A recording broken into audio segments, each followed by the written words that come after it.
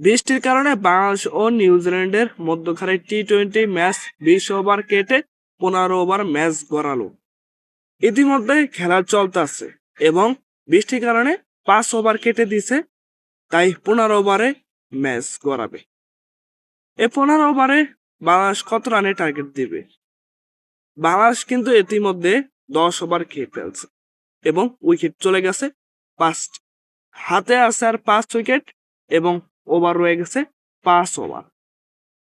জানি না কিউইদের বিপক্ষে কত রানে টার্গেট দেয়।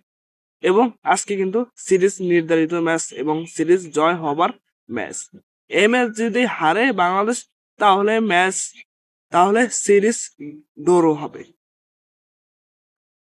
জানি না কি হয়, বাংলাদেশ কি জিততে পারবে নাকি হারবে? আপনার মতামত আমার কমেন্ট বক্সে জানাতে পারেন। বাংলাদেশ কি জিততে পারবে নিউজিল্যান্ডের বিপক্ষে আজকে, নাকি 15 ওভারে ম্যাচ তারা হাতছাড়া করবে এবং সিরিজ হাতছাড়া করবে? আশা করি বাংলাদেশ জিতবে এবং সিরিজটা ঘরে আনবে। লিটন দাসের নেতৃত্বে সিরিজ জিতবে নিউজিল্যান্ডের বিপক্ষে। আমরা চাই, সবাই চাই।